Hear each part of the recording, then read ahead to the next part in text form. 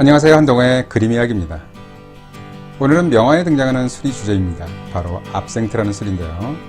대표적인 그림이 바로 네덜란드 출신의 유명한 화가인 빈센트 반 고의 압생트가 있는 정물입니다. 바로 이 그림인데요. 유리잔에 들어있는 것이 바로 압생트입니다. 알코올 도수는 대략 60에서 70도 정도 되고요.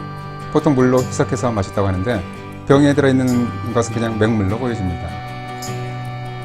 고흐는 평소 압생트를 즐겨 마셨다고 합니다. 고흐는 37세의 나이에 사망하는데 사인은 명확하지 않지만 정신병을 앓고 있었던 것으로 알려져 있습니다. 그래서 더더욱 압생트를 즐겨 마셨을 수도 있겠는데요. 바로 압생트가 환각작용이 있었기 때문입니다. 압생트는 프랑스가 원산지로 쑥을 주원료로 해서 만들었습니다. 그런데 유럽에서 자생하는 쑥은 쓴쑥이라고 해서 독성 작용이 강하고 환각작용이 있는 투존이라는 성분이 다량 함유되어 있습니다. 쓴쑥은 학명이 아르테미시아 압신틴이기 때문에 쑥이란 이름에서 술 이름도 압생트로 만들어진 것 같습니다. 학명에 사용된 아르테미시아는 그리스 신화에 나오는 쑥과 어린이를 지키는 여신으로 서양에서도 쑥이 여성들에게 도움이 된다고 생각했던 것 같습니다. 문제는 쓴쑥에 포함된 투존이라는 테르펜 성분은 경련, 중추신경제 억제, 향정신신경작용에 의해서 환각작용을 일으키고 습관성이 생기게 합니다. 그런데 쓴쑥을 주원료로 해서 만든 압생트는 환각작용이 있어서 19세기 유럽의 예술가들이 즐겨 마셨다고 합니다. 녹색 요정이라는 예쁜 이름도 있지만 여러가지 부작용 때문에 악마의 술이라고도 불렸고 고흐가 이 술을 마시고 환각 상태에서 귀를 잘랐다고 해서 고흐의 술이라고도 합니다. 그래서 압생트 술병에는 고흐의 얼굴이 함께 그려져 있는 것들도 많습니다. 고흐 이외의 유명 화가들도 그림에 압생트를 많이 그렸습니다. 다음 그림은 체코 출신의 빅토르 올리바가 그린 압생트를 마시는 사람입니다.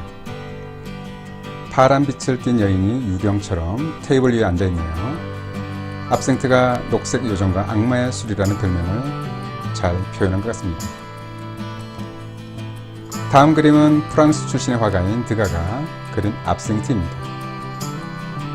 평범해 보이는 중산층 여성들도 압생트를 공공장소에서 마신 것을 보면 압생트는 몰래 마신 술이 아니라 상당히 보편화되었던 것 같습니다. 다음 그림은 프랑스 화가인 라파엘라의 압생트를 마시는 사람들입니다.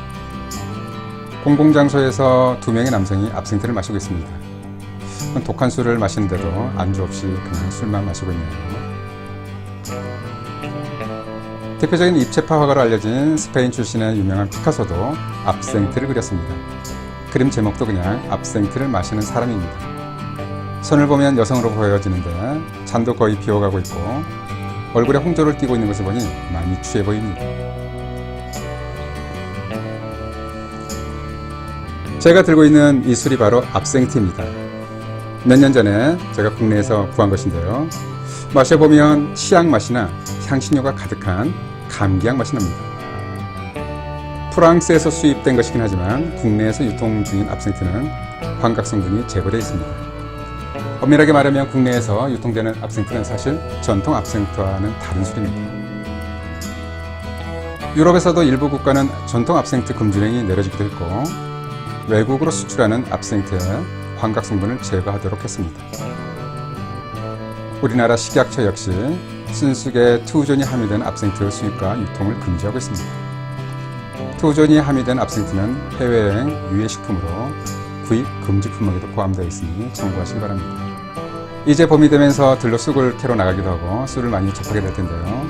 국내 자생쑥에도 미량이 남아 투존이 검출되긴 하지만 유럽의 순쑥과는 종이 다르기 때문에 크게 걱정할 것은 없습니다.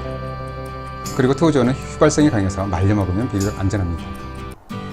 투존은 어린 쑥에는 좋고 자라면서 늘어나기 때문에 가급적 어린 쑥을 말리거나 가볍게 데쳐서 먹으면 보다 안전하겠습니다. 고흐가 사랑한 술, 악마의 술, 압생트를 마시며 고통을 이겨냈던 고흐를 떠올리며 한동호의 그림 이야기 마치겠습니다. 감사합니다.